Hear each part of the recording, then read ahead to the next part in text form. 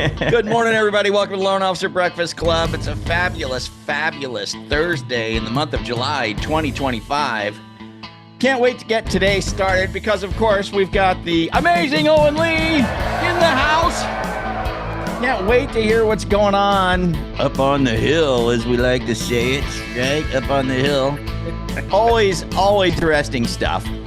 All right, let's see who we got in the house. Jeff Curtis, of course, has shown up. Thank you, Jeff. Great to have you here, my friend. Good to see you. Good morning. Dennis Wells is here, of course. Donna Slade. Sue Moody. Yeah. Of course, the delightful Jennifer Woodland is in the house as well. Matt Humphreys here today. Glad to have you here. What's going on, brother? Yeah, we're going to have a good day today. This is going to be fun. I am really curious to kind of just start walking around the room a little bit before we bring Owen on, of course, to just see how things are going. You know, I just like to get Chris, you know what I'm saying, man? Like, oh, yeah.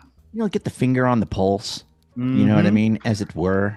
The word on the street. What's word the word on the street? Yeah. What's going down in the hood with everybody, you know, see what's happening. So, yeah, I think I'm going to give the blessing of calling on somebody to, hey, Sue Moody. Nice. All right, can you unmute? Just want to. Morning, Sue. Good morning. Good morning, Sue. I'm going to play the Jeopardy music. You look around the room, and I want you to pick on somebody just so we can see how they're doing. So, okay, ready? All right. All right, there's the Jeopardy music. So, take your time. How about Jeff Curtis? Jeff Curtis. All right, Jeff Curtis. All right, I called him out in the beginning, and here he is being called out by Sue Moody. So, Jeff Curtis, what's going on, man? How you doing? I had a feeling you were going to call me. First of all, where are you located, Jeff? Where are you at? Just outside of Atlanta, Marietta, Georgia. We get a lot of Georgians. Yeah. Yeah. We talked about this. Atlanta, the Voodoo Burger or Vortex Burger or whatever it was. So, yeah. Well, how's it going, man? How are you? Things are going good. Yeah, I'm working on building my pipeline up, trying to catch up for the second half of the year. Nice. I'll share a couple of calls I had yesterday on database calls where a couple of my past clients had listed their house. I haven't done a good job staying in touch with them. Hadn't talked to them in probably 5 years. Had two great conversations, two new pre-approvals on homes that they're going to purchase. And you know, just another testimony to make the calls. I'm just going to give us the record scratch on that. Is it, Jeff? So you got to admit, man. I mean, it's like when you do this and you're like, man, I'm going to call somebody I hadn't called in a long time. And then you call and then you realize, don't you feel this way, Jeff? It's like, what have I been doing? Like, for sure. Why, yeah. Why haven't I been calling these people? Like, first of all, Jeff, let me ask you this. And of course, these are rhetorical, stupid questions, but was it painful? I mean, the conversation itself. Was the conversation painful? Not at all. Yeah. No, I mean, it started with, hey, this is Jeff. You may not remember me. And they said, yeah, we get your emails, but I haven't been calling them, but they get my emails and they remembered me. And yeah, that was great.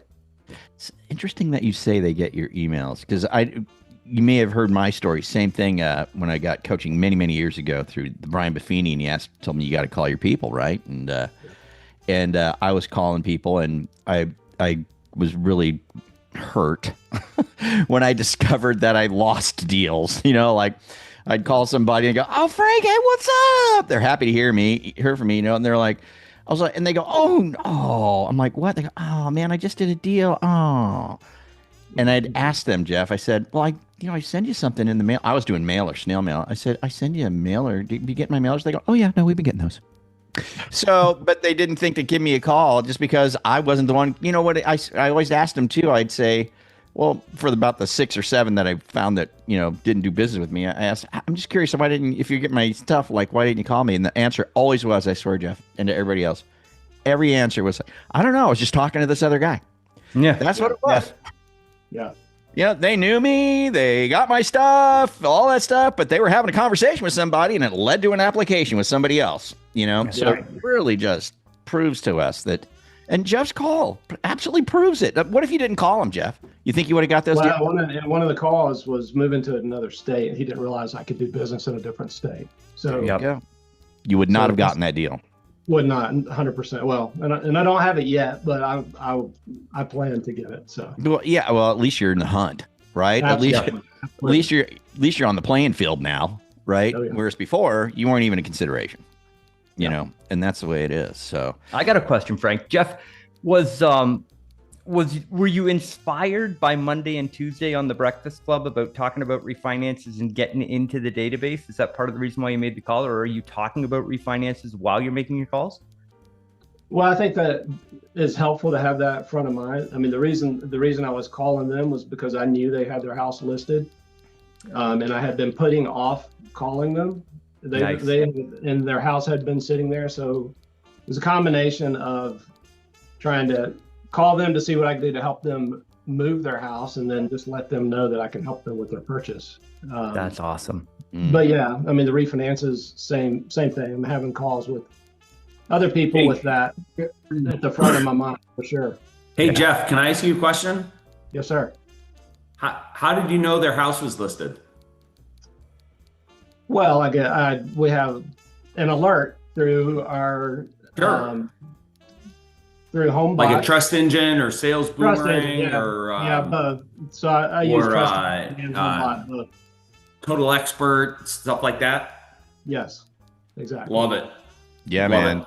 It's what you always talk about, Owen. We have that big tech stuff in our hands, and if we use it, use it and actually act on it. I mean, that's what it really came down to, huh, Jeff? It was like, I got the alert. I can see something's going on, but now it's time for me to actually act on it. And you did. And the results look like they're going to be pretty good. You know, at least you're in the hunt, you know.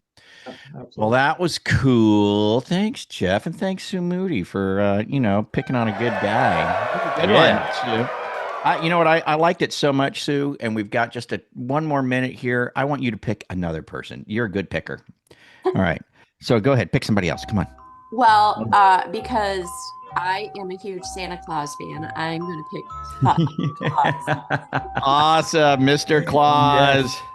He is a good guy. Thank you, Sue Moody. Appreciate you doing that this morning. Todd, what's going on, man? How you doing? I know I'm asking for trouble with the Santa Claus thing. That's cool. I figured it was coming around pretty soon. So, hi, everybody.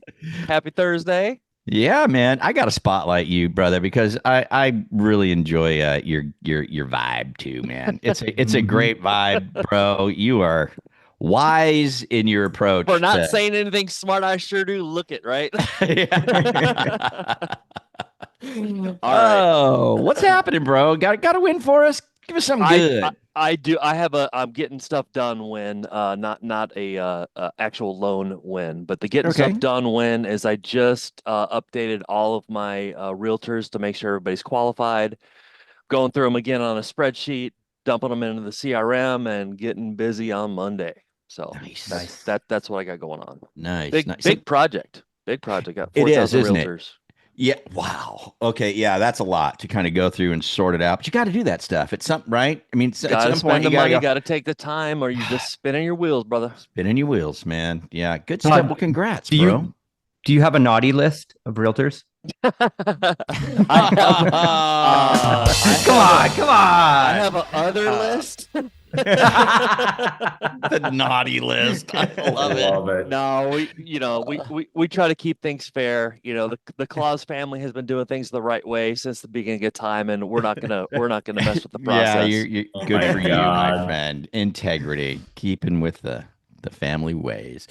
If you're getting value from this already, go ahead and tap that like button. It helps more loan officers find content that actually makes a difference. And hey, if staying ahead of the market and learning what's really working in our industry matters to you, hit that subscribe button and ring that bell so you don't miss another episode. We read every comment, so drop your thoughts down below. We'd love to hear from you and know what's working or what you'd like us to cover next. Thanks for tuning in, and we'll catch you here next time. All right, man. Great stuff. Well, heck, man, let's go ahead and get on to the mortgage market update. I don't know.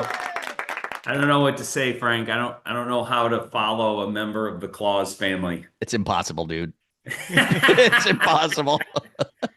The yoke is not light on the Breakfast Club this morning. I don't know what to say. Oh man, there's some stuff going Oh, on, isn't there?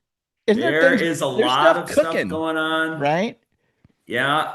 I don't know if there's any financial nerdy people amongst the almost 300 of us on this call, but there's a guy I was watching. There was a guy named Kevin Warsh, Warsh, who's probably the leading candidate to be the next Fed chairman. Mm. Some really interesting stuff that could be good for the mortgage business. If any of you want to like Google that, I'm sure that interview is going to be up on CNBC. You have all this Fed back and forth stuff. It's in the news a lot. I mean, just yesterday, right? We're up 5 ticks, which is about 15 basis points, not earth shattering by any means, but beats a sharp stick in the eye. And there's some tweet or whatever, and Trump's going to fire Chair Powell, and then the market tanks, and then he comes out and he's like, "No, we're not going to do that," and then the market goes back up. I mean, it's crazy, and it's a million, hundreds of millions of dollars, maybe billions, are traded in that 4 hour. It's nuts. I mean, I've never really seen Over a anything tweet, like it. But the Fed chair doesn't have to necessarily be fired in the sense that his term is up next May. So it's in the news a lot. I actually don't think it's worth firing him, in my opinion. Not that anybody's calling me on my phone to ask me, but if Wall Street believes that politics have taken over the Fed, that will not be good for interest rates because I think rates will go up just for that reason. And so I don't think that's a good thing. So anyway, but it's like I said, it's I still see Todd up in my screen, and I love following a member of the Claus family. So anyway, Jennifer, you want to throw up those the slides that we have this morning? We're going to talk about some good news, some things you can do to market to your realtors this morning. So before we do any of this, let's just look at our favorite. If we could just go to that one. Yeah, this is just about the last 10 days. You can kind of see the market meandering here. We're within about a 40 basis point range in price on this chart. So maybe an eighth of movement in the rate on your rate sheet, maybe a quarter, depending on how it's hitting. But, the CPI came in just I wouldn't even say it's hot. It's the old month that fell off and the new month that came on, and year over year caused a 2 or 3 basis point difference in the annualized reading of it. But the core prices were lower than what was expected. So it was a relatively tame report, little bit more than what was expected. But then the PPI, the producer price index, which people think is about a 2 to 3 month precursor for the consumer price index, ended up being tame. So we're moving, same thing. We're moving in like a 30, 40 basis point range in price. So this chart was snapped at about 4 o'clock yesterday. So it's tight, and it's all the things that we've been talking about, right? You got to have your feet in the starting block. If we had a larger 6 month viewpoint or January 1st viewpoint, we're still a little bit better than the year average. And so you got to have your feet in the starting block. You got to be making your calls. You got to do what Jeff Curtis is doing, and actually act on those triggers that you're getting, because now he's got a great at bat that if he wouldn't have picked up the phone, he never would have known about. Frank, I was 100% interested in what you said. I wrote it down. Most of the time I didn't get the deal, even though I was sending the mailers. I was just talking to another guy. That's what it was. Mhm. And so, You got to get on Call Stars. You got to join the Alliance. There is no substitute for this. Carl and I on those town halls that we do, and we probably have another one coming up in about 4 weeks. We put up this slide almost every time. 79% of people get a mortgage from the first person that they talk to. And what Frank Garay just laid down, what Jeff Curtis just laid down this morning is yet more proof of that.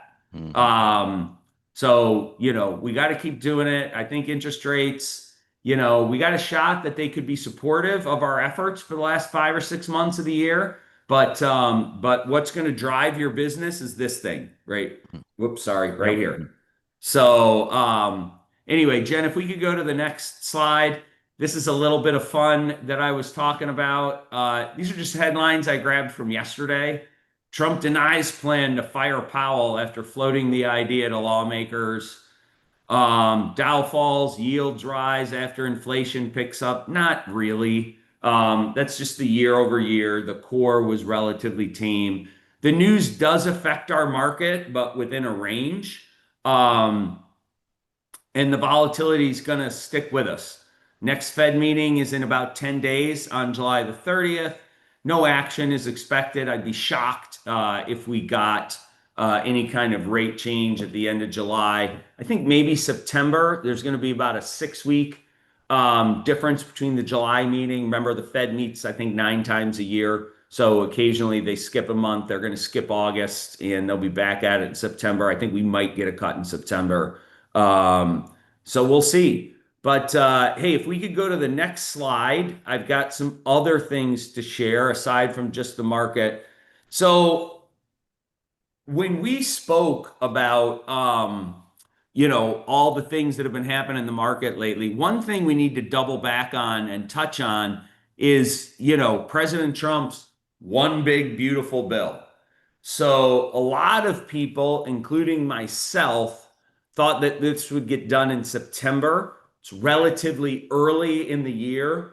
Remember, in Trump 1.0, right? In Trump 1.0, the Tax Cut and Jobs Act was a centerpiece legislation. This is like a corollary to the Tax Cut and Jobs Act. He got elected in 2016. It took him more than a year to get it done. In this one, he got it done in half the time within the first 6 months of his presidency. So whether you like it or you don't like it, again, Republicans and Democrats both buy houses. It got done faster. They're much more disciplined than they were the first time around. So this act was really, really good for the housing and the mortgage market. I was the co-chair of the tax task force at the Mortgage Bankers Association. So that was a group about 15 of us that would meet bi-weekly to discuss where the Mortgage Bankers Association should focus their lobbying efforts to Congress on this bill. And it was very, very successful task force. So what we ended up doing is when we started, we thought they might kick out the GSEs. This is just to give you an example of what we were dealing with. We thought they might kick out the GSEs. Fannie and Freddie are basically effectively owned by the federal government right now because they're in conservatorship. We thought they were going to kick them out and try and add like $50 to $70 billion that they could spend as a pay for, which is, Washington, D.C. speak to if you're going to do no taxes on tips or no taxes on Social Security or whatever, you have to pay for it or at least attempt to pay for it. That would have been catastrophic. That would have been chaos all over the place, Old Testament style mayhem, whatever you want to call it. That didn't happen at all. And it's partially due to the lobbying efforts of the mortgage industry, of the MBA, that never became a thing.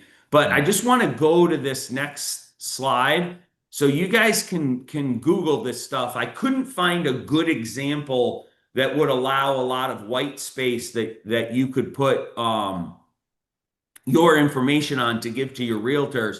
But here's some really good things that happened. Some really good things. Permanent mortgage interest deduction. Okay, so if you do a conventional file, you get mortgage insurance on it. It used to be kind of iffy, and then it was, and then it wasn't tax deductible, and then it was tax deductible for a period of time. It is now tax deductible for the full amount permanently. Okay.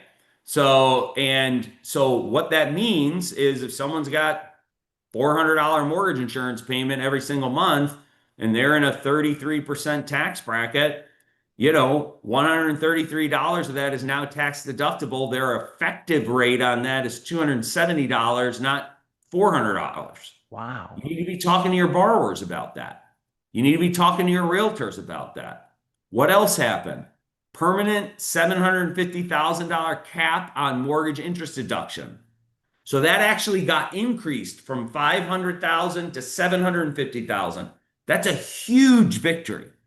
Now we Is that tried to the get that. capital gain thing, Owen? Is that what What's that's point? that? Is that the capital gain thing? Like when you sell your house or whatever? I'm No, not what clear the on this. What rule is used this? to be is this. So mortgage interest, the interest that you pay on your mortgage, you get that Oh, okay, 1098 I get it. statement at the end of the year. Got it. Got You it. used to only be able to deduct for mortgages up to 500,000.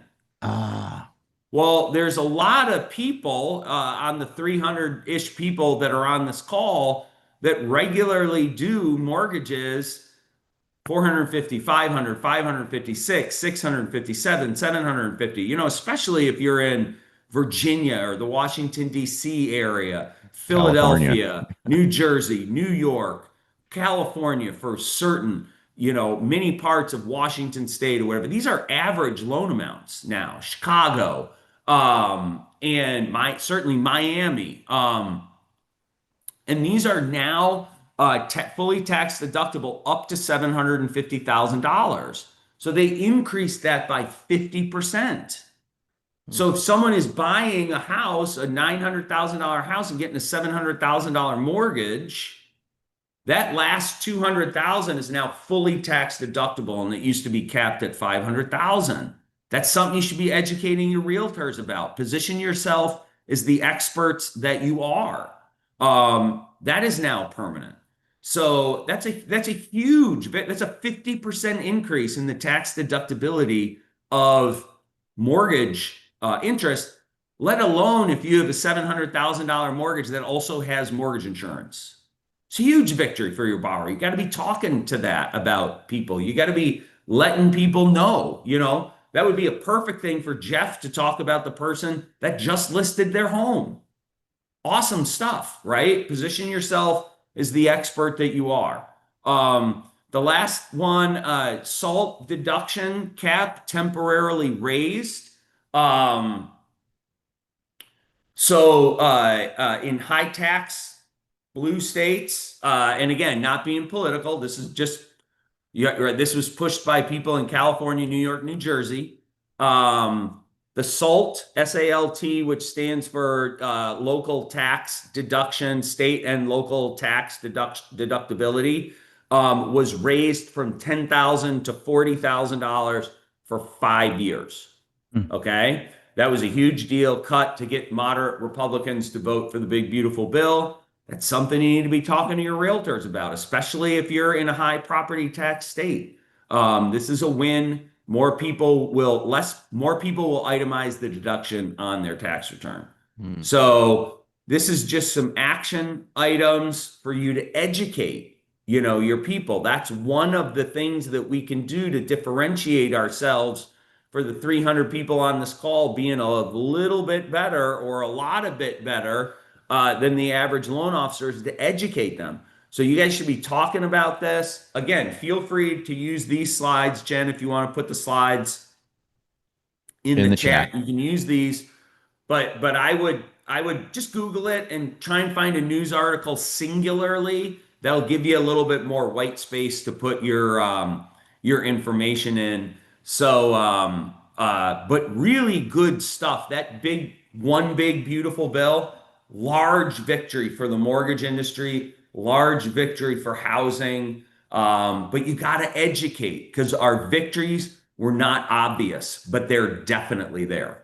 Nice. Yeah, That's Jamie, awesome. get the slides in the chat if you would. I know everybody's going to want those. Man, that was great. Thank you, Owen. Yes, Oh, yes, pleasure, yes. man. That was epic. Good Yeah. stuff. Yep. So, Wowza. Frank, yeah. there's a question in the comments from Ben. Yeah. Owen, is the question okay? Yeah, go ahead. Yeah. So the 500K was the max before TCJA for solo filters. Is 750 for solo filters now? Yeah, it went Sorry, up to fillers. 750. Right. And you got to put in that tax disclaimer. You must talk to your tax advisor. No, Right, I'm not a right. Yeah. CPA. But I play one on the Breakfast Club. No, I'm Right. just kidding. Just kidding. But yeah, up to 750,000. Yeah. That So, is Excellent. awesome. yes. It was so nice to get a recap of what was in there for the housing industry. I hadn't seen that yet, so really Well, appreciate it. it happened over the 4th of July. Um, and I think that was symbolic for President Trump. I heard that he wanted to sign it at night with fireworks in the background and all this kind of stuff. He's a showman, love him or hate him. But to have it done by the 4th of July was a true political accomplishment. Again, the guy has got a lot of political talent. And there are a lot of political talent on both sides. So one of the greatest in-person political speeches I've seen this year was from Elizabeth Warren to the National Advocacy Conference for the NBA. So it's both sides, but you got to recognize it when it's there.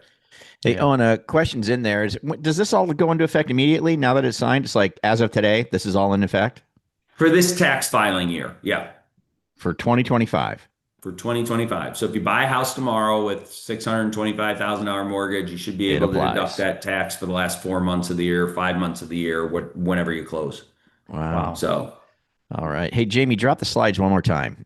Tara's asking for it. If you could drop it one more time in the chat. And the chat's lighting up. This is awesome, Owen. Everybody's like, this is fantastic. Good stuff. well, it's Owen. good stuff, Yeah. and these are victories. I don't, this thing happened over the 4th of July weekend. Not as much people were paying attention to it as might normally, and I think a lot of realtors missed it. A lot of us missed it, and we really, really need to be talking to our realtors about it. Yeah. Well, good question from Michael Harris. Hey, thanks for enjoying this Loan Officer Breakfast Club YouTube video. If you are into industry news, if you like to keep up with what's going on within the mortgage and real estate industry, you might not be aware of this, but you can get free news snippets every single day by going to loanofficerbreakfastclub.com. In the top nav bar, you'll see in the news. Click it, daily, fresh news about the mortgage and real estate industry. There's even loan officer perspective and realtor perspective on each news story that you can make use of in your marketing. So enjoy loanofficerbreakfastclub.com/in the news. This might be a honey badger question, but how do you see maybe the no tax on tips and overtime thing affecting underwriting?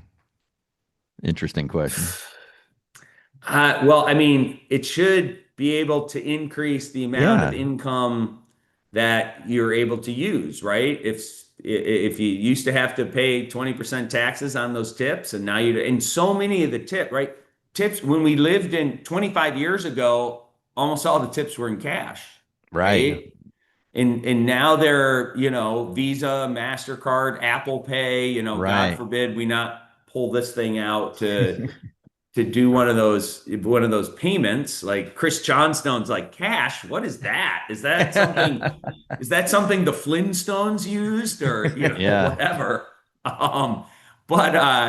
But and now it's all reported, right? So when you tipped on a MasterCard, well, suddenly that appears, in their W-2. And so I think it's going to help. We haven't gotten any specific guidance from it. I was on a call with Fannie Mae leadership yesterday, the CEO of Fannie Mae, the head of residential and whatnot, in my position in the MBA, and they are doing very hard work right now. I have to compliment them, but this Bill Pulte Vantage Score thing, oh my God, it's like somebody dropped 1,000-pound anvil of work on all their backs because he kind of jumped the gun a little bit in his zealousness to do something about rising credit scores which deserves praise and encouragement. I think he went further than they were ready for. We'll just leave it at that. Shoot And first, so later. I think Yeah. they're good folks over at Fannie Mae. They're working really hard right now. And I think we'll get some guidance, and I think it'll be helpful. I think we'll be able to count a larger percentage of that income. Yeah, the peeps in the chat have a great point, because like, man, maybe this will be counted like Social Security, being able to gross it up. So if you see tips and overtime on pay stubs, maybe now we'll get to gross that up since it's not taxed, give it a 15% bump. Yeah, there was another thing in there interesting. You guys know I'm from Detroit, so I watch this stuff, but you can now deduct the taxes on your automobile loan interest if your car was made in America. Right. And I don't know how they're necessarily going to define that, because if you look at the sticker of a car, and they usually put on there the percentage of parts that come from North America or whatever, does it mean it's assembled here? Does it, some cars are assembled here, but 50% of the parts come from overseas. So Right. I don't know who the hell is going to have the job of defining that, but we'll see. So Fascinating stuff, man. yeah. Fascinating stuff. Yes, sir. Coming from the car industry, the VIN indicator is going to determine whether or not the vehicle is determined a U.S. vehicle. Yeah. Yeah. All So right. the first number in your VIN number on your vehicle will determine the origination of the car. Well, now that they have that big juicy cherry out there, that tax cherry for people, I'll be interested to see if there's any lobbying around whether they change the system of how they assign the VIN numbers. Yeah, good point. Yeah, you never know. Yeah. It's Yeah. 17 numbers that they use, and each one of those numbers and letters represent something on the vehicle. Interesting. That is the origin. That's interesting, Stephen. I did not know that. Thanks for sharing that. The things you learn on Breakfast Club. For 20 years. We're like the World Book Encyclopedia. If that's We really even still are. a thing. I know, a bunch of smart Stephen, people what's here. the code for Made in America? Yeah, what's the number for USA? There's a few. So 1 is America, and 5 is America. 3 is Mexico. J is Japan. 2 is Canada. So there's a bunch of them in there, and you can Google it. Thanks, buddy. Yeah. I don't know what happened. Todd just gave Todd Claus, who's like the guest star of this episode, just gave a thumbs down when Steven said Canada. I don't. What? As I recall, Did I you don't catch think that? I Jennifer- was waiting I for don't- Chris to Chris. respond. I know. I don't think Jennifer Woodland's gonna like that either. I still have PTSD from the day she wore that Canadian hockey jersey before that. That's true. It's a backwards too. It's a backwards too. So does so does Mr. Claus not go deliver presents there in Canada? Skip right over all it. right. Well, something interesting. So Yeah. with VIN numbers, 1, 4, and 5 all mean made in the USA on the first VIN, but Yeah. 5 is for a Tesla. Oh, it's just Tesla, huh? Well, it says Tesla beside it inside ChatGPT. So Interesting. all of our Tesla owners out there, go check your VIN. If it's a 5, that would be super interesting. Interesting to know. Yeah, there And you go. if you have a Tesla and the first number is a 3, I want you on Breakfast Club tomorrow morning to explain yourself.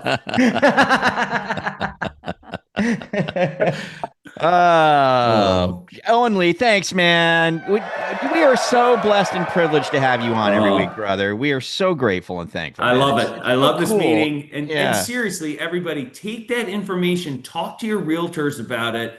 Take that information, talk to your pre-approvals, make those calls like Jeff made those calls. Position yourself as the experts that you are. It will help your reputation with these real estate agents. They love interesting factoids to talk to their clients about. So make them a little bit smarter and you will reap a benefit. We can all win from this. Wonderful. Great stuff. Thank you, Owen. Hey, Tom Wilson, if anyone needs a VIN, I know a guy. That's hilarious. Hey, Chris, tomorrow, what do we talk about tomorrow? Come on. So we're going to talk. So we had a question come up in the Facebook group, which if you're not checking in on the Loan Officer Breakfast Club Facebook group, make sure you get in there, engage, because it'll put it back into your feed. Go over there, leave a comment. We had a comment yesterday about, hey, how should I get my phone picked up when I'm not available, like outside of business hours and that sort of thing. And so I thought we'd have a conversation about voice AI and having voice AI pick up the phone as a result of that comment inside the group. And we're just going to have a conversation about it. I love it. I'm using mine. I love it, man. I've got the CRM AI voice picking up my calls. Well, and Owen, you guys are at the cutting edge of this at Success Mortgage Partners. It's incredible. We have it deployed about 65% of our loan officer staff has it, and it essentially, the way you want to think about it is it's a new, different, and improved voicemail system. We had a loan officer event about 3 weeks ago, and we had a golf foursome, and one of the loan officers had two. He wasn't paying attention to his phone because we were playing golf. There may have been an adult beverage involved in that. Maybe. I don't really remember. The Arnold Palmer. Actually, was a Labatt Blue Light, Chris, just, because we love our Canadian brew in Detroit. But he got two appointments booked on his calendar for the next day while he wasn't picking up the phone. Yeah. It was awesome. And we're rolling out outbound lead generation calling on the 22nd or 23rd, whatever that Monday is. Wowza. Very cool. You guys get on tomorrow. Listen to Chris. This is stuff that you need. You can reach out to me or whatever. But this is stuff you got to have to be successful in the next generation of what's coming. And the next generation is like the next 6 months. You know what I mean? yeah. Absolutely. It's like the next generations are going to be measured in the opposite of dog years. Exactly. It's true. It's absolutely true. All right. Well, I'm sure Steven can get a VIN number for the next generation. Yeah. There you go. All right, guys. All right. Let's get out of here, you guys. Always a pleasure. Have a great day, everybody. Be here tomorrow. Awesome. We're going to demystify AI voice. It's going to be fun with Chris Johnstown. Once again, Owen Lee, such a pleasure. All right, you guys, have a great day. See you later. Frank. Adios. Appreciate everybody. Bye-bye. Have a